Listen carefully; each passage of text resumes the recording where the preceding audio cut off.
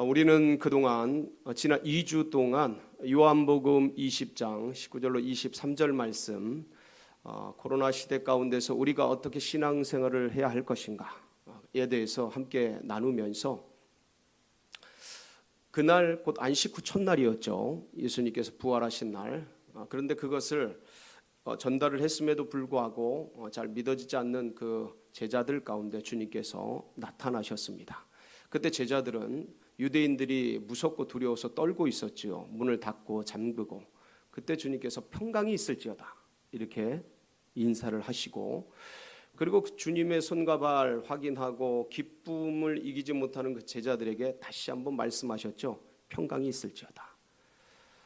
그러니까 이 제자들이 주님이 없어지고 사라진 것들 때문에 두려워하고, 주님이 나타난 것 때문에, 보여지는 것 때문에 기뻐하는 그 제자들에게 평강이 무엇인지에 대해서 그 본질적인 의미를 말씀해 주셨습니다.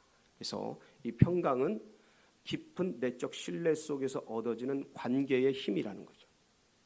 예수 그리스도가 보이지 않든 보이든 그분을 향한 믿음, 신뢰와 깊은 관계 속에서 있을 때 주어지는 내면의 힘, 내면의 상태, 이게 평강이라고 같이 나누었습니다. 그러면서 이런 평강과 이런 힘들, 이것들을 얻기 위해서, 누리기 위해서 우리가 과연 어떻게 우리 신앙생활을 해가야 하는가.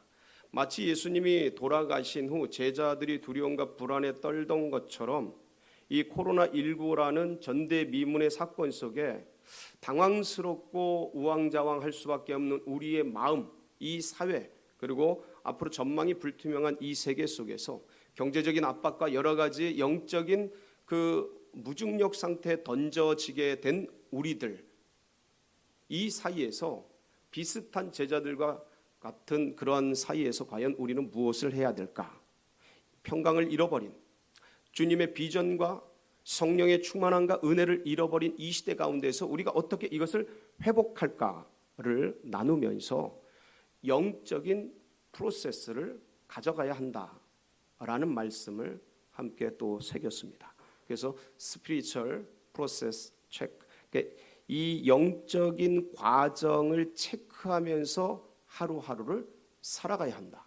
최종적으로 그러니까 평안을 얻기 위해서, 성령을 누리기 위해서 우리가 일상에서 영적인 프로세스를 놓치지 말고 체크해야 될 것을 함께 나누었습니다. 그러면서 가장 중요한 첫 번째 해야 될 일로 말씀, 묵상, 통독, 암송, 이 세 가지를 언급을 해드렸고, 그 다음에 기도, 그 다음 간구, 그 다음 중보, 이 기도에 대한 내용을 함께 나누었고, 그다음에 공예배를 사수해야 될 것들, 그다음에 미디어 금식과 절식에 대한 이런 부분들을 스킵하듯이 나누었습니다. 오늘은 그 영적인 프로세스를 체크하면서 가장 중요하게 언급했던 묵상에 대해서 우리가 함께 나눌 겁니다. 그러니까 이 코로나19 시대에 우리는 과연 어떻게 묵상을 해야 되는가? 무엇을 묵상해야 되는가? 묵상이라는 게 무엇인가? 그리고 이 시대 가운데 우리는 어떤 것을 어떻게 해 나가야 하는가에 대해서 함께 이제 좀 말씀을 통해서 나눌 텐데, 오늘 우리가 읽은 이 말씀이 여호수아 1장 1절로 9절의 이 말씀이 묵상하면 빼놓을 수 없는 아주 귀중한 그런 본문 말씀입니다. 그래서 오늘 묵상 말씀 제목을 가지고 함께 본문을 같이 읽어 나가고 또 강의하면서, 그러면서 뒷부분에서 묵상을 구체적으로 어떻게 해야 될지까지 언급을 하도록 하겠습니다. 1절 보면 여호와의 종 모세가 돌아가셨습니다. 여러분, 그런데 신명기 34장에 보면 이 여호와의 종 모세가 120세까지 눈이 흐려지지 아니하고 기력이 쇠하지 않았다라고 기록되어 있습니다. 우리 모두가 사모하는 바죠. 마지막 그날까지 건강하고 체력이 약해지지 않고 눈이 흐려지지 않으면서 그렇게 사는 축복을, 장수의 축복을, 건강의 축복을 받기를 바랍니다. 그런데 이 모세가 그 수를 누렸습니다. 그래서 말씀을 보면 신명기 34장 7절에 이렇게 기록이 되어 있죠. 시작. 모세가 죽을 때 나이 120세였으나 그의 눈이 흐리지 아니하고 기력이 쇠하지 아니하였더라. 자, 여러분, 이 말씀은 다시 한번 바꿔서 얘기하면 모세가 어느 날 갑자기 돌아가셨다는 겁니다. 그러니까 이 모세를 믿고 따랐던 수많은 사람들과 특히 이 모세의 비서실장 겸 여러 가지 수종을 들던 여호수아는 어느 날 갑자기 돌아가신 모세로 인해서 엄청난 충격을 받게 되는 거예요. 여러분, 제가 이것을 삶으로 경험을 했는데 저희 아버지가 노년에 제 앞에서 팍 쓰러지셨어요. 어느 날 갑자기 뇌경색이 오신 건데 그게 제가 문을 열고 들어가는데 제 앞에서 골목길에서 푹 쓰러지신 거예요. 건강하셨거든요. 저희 아버지가 키가 180이 넘는 거구셔요. 예. 경북 상주에서 씨름을 하면 당할 자가 없었던 거구시거든요. 그런데 그 엄청난 분이, 건강하신 분이 그냥 이빨로 그냥 병을 툭툭 따던 분이 연세 드셨는데도 기골이 장대하고 튼튼하셨거든요. 근데 눈앞에서 막 쓰러지는 걸 본 거예요. 제 온몸이, 그러니까 사시나무 떨리듯이 떨리는 거예요. 어떻게 해야 될지 머리가 하얗고 아무 생각이 없어요. 그냥 덜덜덜덜 떨리는 거예요. 여러분, 이거 진짜 사람 쓰러지는 거 보면 그렇습니다. 특히 자기 부모님이 그렇게 되는 거 보면 뭐를 해야 된다라는 사고가 끊어집니다. 예, 당황해요. 힘들어요. 그 아버지가 막 그렇게 사색이 되셔서 막 그렇게 부들부들 떨면서 그렇게 죽어가시는데, 와, 그때 이제 가까스로 이제 누가 도와줘서, 주위의 분들이 도와줘서 이제 일어나셨어요. 근데 저는 아무 생각 없이 가만히 멍하니 이러고 있었던 기억이 지금도 생생합니다. 무슨 얘기를 드리는 겁니까? 기력이 짱짱하고 눈이 흐려지지 않은 120세 먹은 그 어르신 모세가 돌아가실 줄 아무도 몰랐다라는 거예요. 근데 어느 날 갑자기 호르산에 올라가서, 어느 산에 올라가서 그냥 돌아가신 거예요. 그리고 그 뒤를 누가 맡은 거예요? 여호수아가 맡은 겁니다. 지난 40여 년간 이 모세는 기적과 이적과 이 또 모세가 왕 출신 아닙니까? 이 왕자 출신. 그러니까 애굽의 모든 학문에 달통하고 모든 병법과 여러 가지 것들을 다 익힌, 그래도 40년간 익은 게 어디 가지는 않지 않습니까? 뇌에 남아있지. 그런 실력과 능력들, 그리고 왕가의 족보에 있는 그런 어떤 인맥들, 그런 것 때문에 애굽에서도 마음대로 무시할 수 없었던 존재였거든요. 그러니까 족보가 다른 거예요. 왕의 족보고, 왕가의 족보고, 왕자였고, 왕의 교육을 받은 탁월했던 사람인 거예요. 아무리 40년간 광야에서 양치기를 했어도 그 40세까지 새겨졌던 그런 것들을 무시할 수가 없는 거죠. 근데 여호수아는 노예로 태어났어요. 평생 노예 생활했어요. 그러니까 노예가 무슨 공부를 하겠습니까? 노동만 한 거죠. 그러니까 왕의 교육을 받을 때, 모세가 교육을 받을 때 여호수아는 노동한 거예요. 노동자로서, 노예로서. 그러니까 어떤 특별한 뭔가를 배우고 익힐 만한 그런 것들이 없었던 거죠. 그런데 이런 상황 속에서 아버지같이 따르던, 할아버지같이 따르던 모세가 어느 날 갑자기 눈앞에서 사라진 거예요. 돌아가신 거예요. 그리고 그 후계자로서 누가 선 거예요? 여호수아가 쓴 겁니다. 물론 미리 인계는 다 했습니다. 예.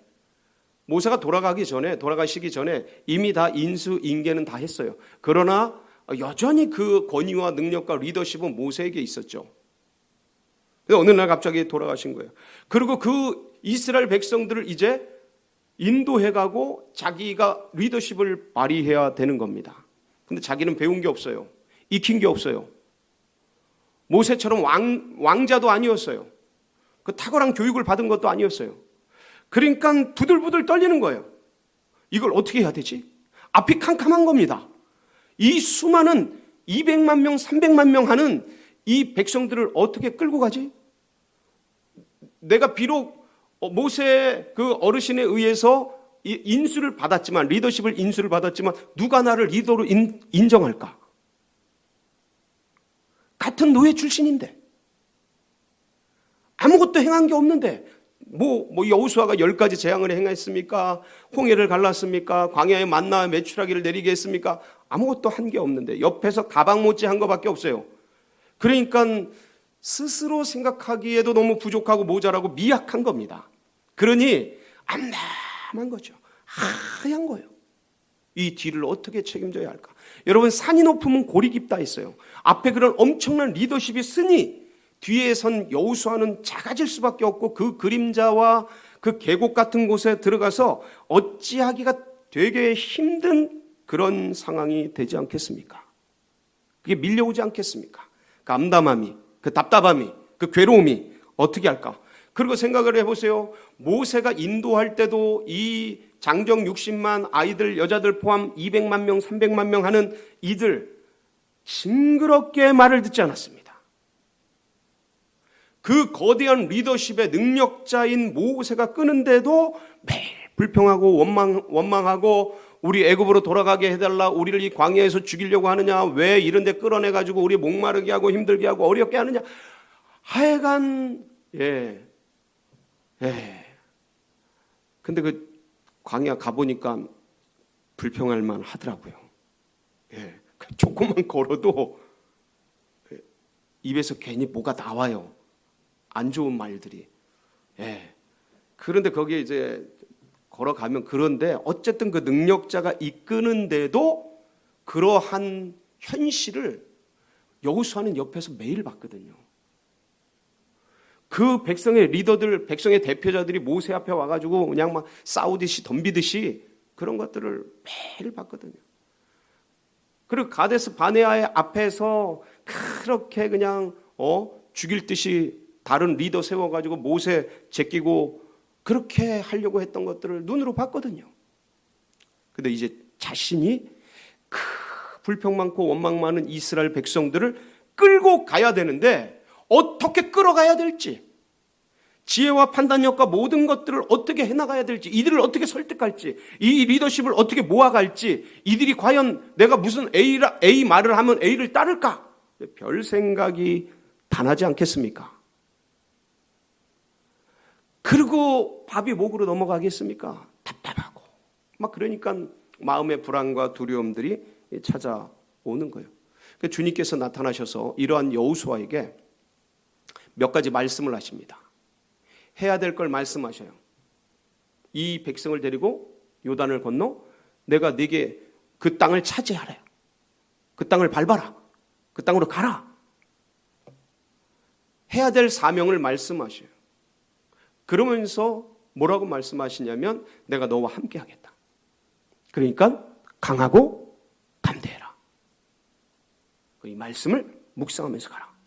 이렇게 얘기해 주셨습니다. 여러분, 오늘 이 여호수아 1장 1절부터 9절 말씀을 보면 계속 반복되는 그 용어가 있습니다. 강하고 담대해라. 오직 마음을 강하게 하고 극히 담대히 하라. 내가 너와 함께 있지 않냐. 마음을 강하게 하고 담대히 하라. 계속 주님이 반복을 하셔요. 여러분, 주님이 이렇게 강조하고 반복하시는 이유가 무엇일까요? 지금 여호수아는 불안에 떨고 있는 거예요. 염려에 떨고 있는 거예요. 자기 자신의 무능력과 한계와 연약함에 떨고 있는 거예요. 상황과 환경은 너무 암담하고 어둡고 불안하고, 해야 될 일을 너무 크고, 맡겨주신 사명은 감당할 수 없는 엄청난 것이고, 그런데 그것을 해야 되는 위치에는 있고 어떻게 해야 될 줄은 모르겠고, 답답한 상황 가운데 노출이 되어 있고 던져지게 된 겁니다. 그러니까 주님께서 그 연약해 있는 여호수아에게 강조적으로 말씀을 하신 겁니다. 강조한 게 뭐냐면 강하고 담대하라요. 자, 여러분, 강하라는 게 무슨 뜻일까요? 강해라. 세지라는 거죠. 근육이 있고 힘이 있고 능력이 있고 막 이런 게 강한 거 아니겠습니까? 그런데 이 강하고 담대하라라는 언어는 우리가 생각하는 그런 육적인 물리적인 용어가 아닙니다. 이건 영적인 언어예요. 그래서 강하라라는 히브리어 단어가 하자크입니다. 하자크. 이거는 하자크는 뭐냐면 영적 거리에 대한 얘기예요.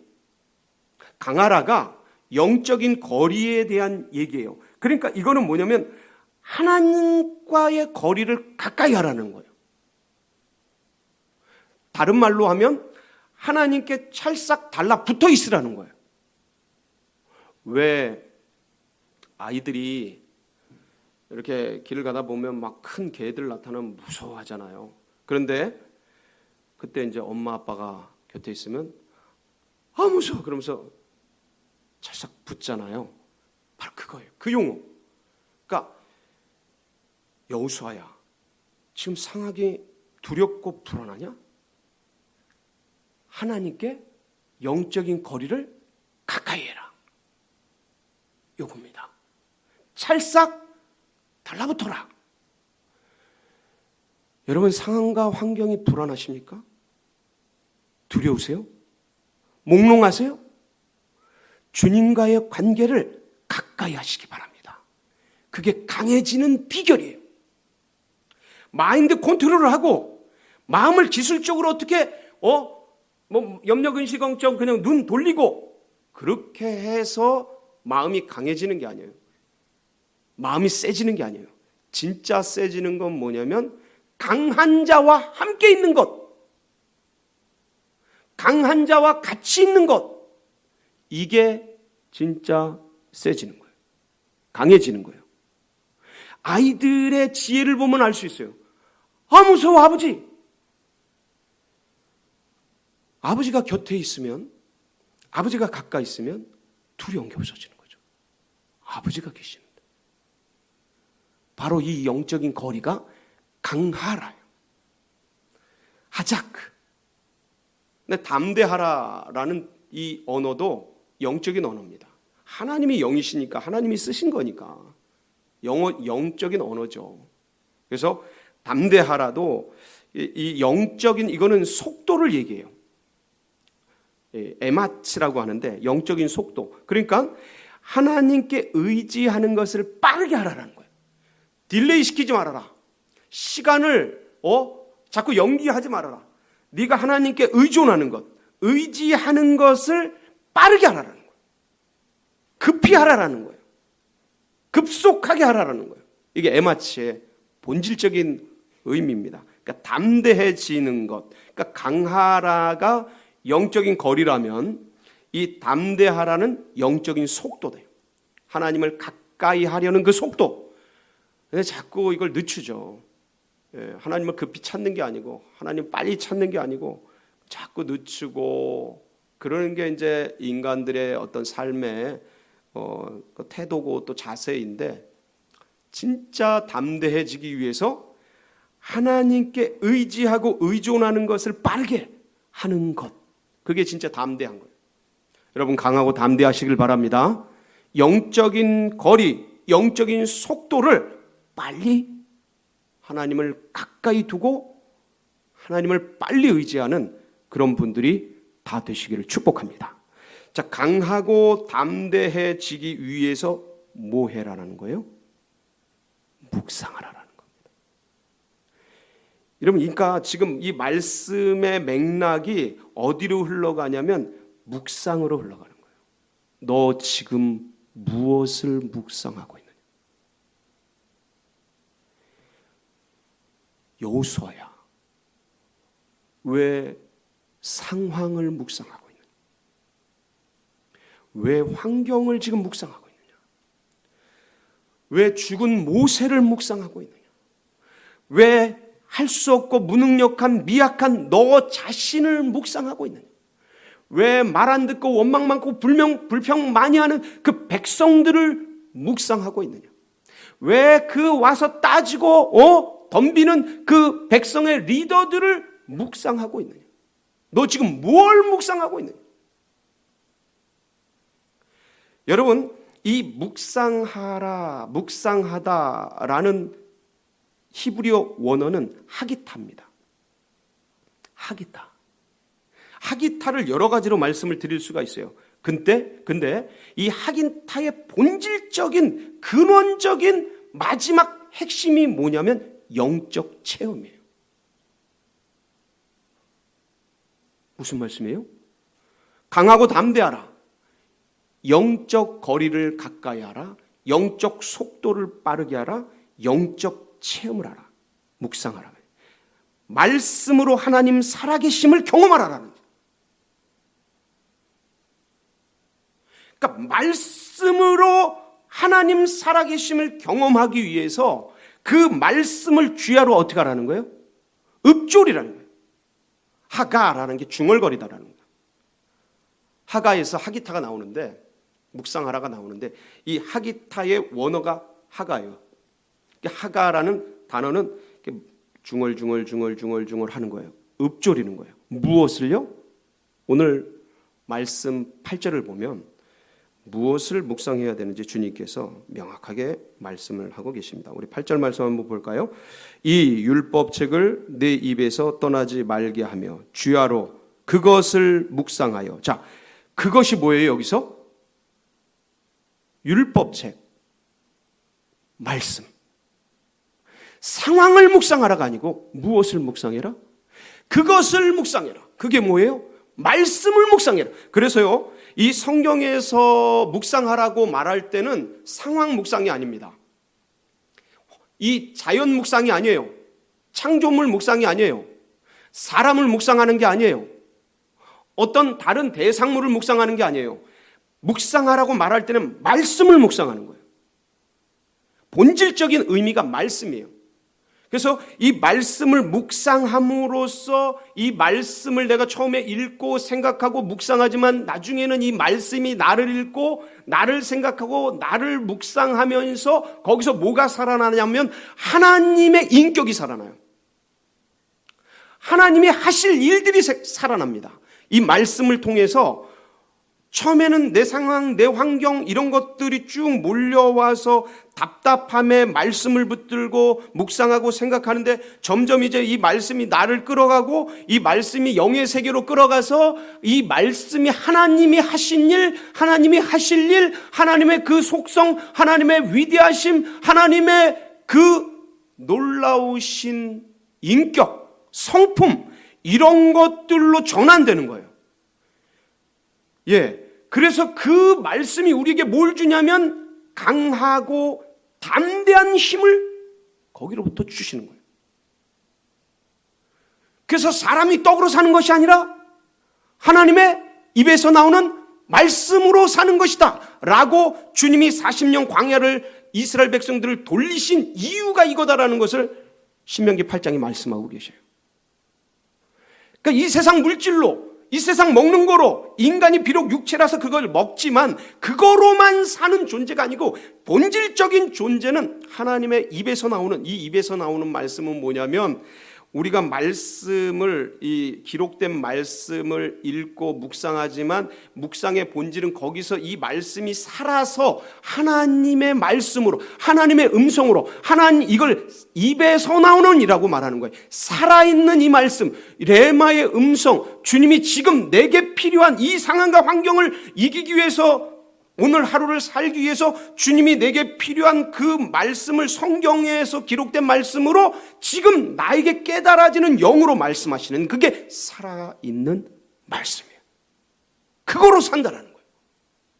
사람은 경험으로 사는 게 아니고 인맥으로 사는 게 아니고 은행 잔고로 사는 게 아니고, 인간이 살아가는 것은 가족으로 사는 게 아니고 하나님의 입에서 나오는 말씀, 이걸 놓칠 때 상황에 빠져버려요. 환경에 빠져버리는 거예요. 두려워지고 불안해지는 거예요. 코로나가 어떻게 할까 막막해지고 여기서 앞이 불투명하고 전망이 어려우니까 마음에 주눅이 들고 침체가 오고 이러는 거예요. 그거에 종이 되는 거죠. 상황의 종이 되는 거죠. 상황 속에 빠져 들어가게 되는 거예요. 주님이 그러한 여호수아에게 말씀하고 계신 거예요. 묵상해라. 여러분, 그럼 묵상이 뭡니까? 잠잠하게 생각하는 거예요. 단어적 의미는 그렇습니다. 잠잠할, 묵묵할 묵자 아닙니까? 생각상 잠잠하게 생각하는 거예요. 고요하게 깊이 생각하는 거예요. 뭘 생각하냐? 여러분, 명상, 세상에서 말하는 명상하고 주님의 말씀 묵상은 근원적으로 다릅니다. 명상은 자기를 비우는 과정이라면 묵상은 말씀으로 채우는 과정이에요. 완전히 반대예요. 비슷한 단어로 보여지지만 의미적으로, 영적으로 완전히 반대예요. 하나님의 말씀으로 채워지는 거예요. 이게 묵상이에요. 상황과 환경으로 복잡해지고 가득한 내 영혼 속에 하나님의 말씀이 장악하는 거예요. 그렇게 되도록 나를 허용하는 거죠. 이게 묵상이죠. 그래서 묵상을 해야 되는 이유는 주님께서 말씀하신 거예요. 본능과 상황에 빠지지 않기 위해서. 그래서 나의 것, 사람의 것에 머물러 있지 않기 위해서. 인간은요, 본능적으로 먹는 것, 상황, 욕구, 물질, 재물 이런 것들을 지향하게 돼 있어요. 그런 거에 빠지지 않기 위해서. 그 사람이 떡으로 사는 존재가 아니고 하나님의 입에서 나오는 말씀으로 사는 존재인 걸 알고 그 진리를 위해 살아가기 위해서. 방향수정. 그냥 냅두면 우리는 죄로 향해, 육으로 향해, 땅으로 향해, 이 세상 지나가는 곳으로 향했네, 인간이. 근데 그게 아니고 묵상을 통해 우리의 방향을 진리로, 영원한 곳으로, 하늘로, 영생으로 우리를 끌어가기 위해서 묵상해야 합니다. 여러분, 묵상은요, 선택이 아니에요. 하나님의 명령이에요. 1장 9절 한번 보세요. 볼까요? 시작. 내가 내게 명령한 것이 아니니. 자, 보세요. 뭐라고요? 명령이에요. 여러분, 이게 여호수아에게만 명령한 걸까요? 그렇지 않아요. 이건 오고 오는 모든 하나님의 백성들에게 말씀하시고, 이 상황은 여호수아만 처한 상황이 아니에요. 모든 인생이 처하는 상황이에요. 지금 우리는 더더군다나 이 코로나19라는 전대미문의 사건 속에 던져져 있고 더 어렵죠. 더 힘들죠. 그래서 더 묵상해야 되죠. 그래서 하나님 앞에서 이 묵상을 해 나가야 하는데, 그럼 묵상을 어떻게 하느냐? 여러분 다 아시잖아요. 처음에 묵상하기 전에 기도하고, 하나님 오늘도 이 말씀을 통해 제가 하루를 살아갈 수 있는 말씀을 주시옵소서. 하나님의 음성을 주시옵소서. 기도하고, 여러분이 가장 좋아하는 찬양을 하세요. 예. 알고 있는 찬양, 그게 어떤 것이든지 그냥 홀로 고요히 하나님을 찬양하세요. 그때 영이 임해요. 쫙 찬양하고, 그 다음에 성경을 읽는 겁니다. 성경을 무조건 3번 이상 읽으셔야 됩니다. 같은 본문을, 묵상이라는 것은 성경 읽기, 성경 공부랑은 좀 달라요. 그래서 정해진 본문, 그것을 3번 이상 읽으셔요. 첫 번째 읽을 때는 본문을 인식하기 위해서 읽으셔야 합니다. 두 번째 읽을 때는 육하 원칙, 누가 어떻게 무엇을 어디서 왜 했나, 이런 것들을 파악하면서 내용 관찰하면서 읽으셔요. 세 번째는 의미 파악을 하면서 읽으셔야 합니다. 이게 좀 세 번째 단계가 조금 힘든데, 그런데 어쨌든 성경 맥락적인 걸 파악하고, 그다음에 역사적, 사회적, 문학적 배경들을 좀 생각하시면서 이제 읽어 나가시면 좋습니다. 그럼 마지막에 원어적 의미까지 생각을 하면 좋은데, 이게 신약은 그래도 할 만한데 구약은 참 쉽지 않아요. 그렇지만 이렇게 3번을 읽으셔서 내용 파악을 하는 것이죠. 그 다음에 이제 묵상하는 거예요. 이제 어떤 단어, 꽂힌 단어, 어떤 문장, 아니면 그 전체 어떤 구절, 전체 이렇게 하면서 그를 하나하나 음미해 가면서 파고 들어가는 거예요. 그러고 나서 이것을 여기서 이제 주님께서, 예수님께서 이 말씀을 나에게 주시는 이유가 무엇일까를 물으셔야 돼요.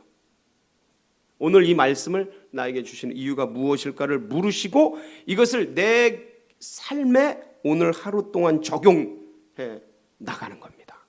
그리고 마지막으로 감사 기도하고 이제 마치게 되는데, 여러분 이걸 하나하나 이제 해 나갈 때 주님께서 그 자리에 임재해 주셔서 말씀해 주십니다. 주의할 게 있습니다. 성경 공부가 아니에요. 잠시 전에도 언급드렸지만 묵상은 성경 공부가 아니고요. 연구 시간이 아닙니다.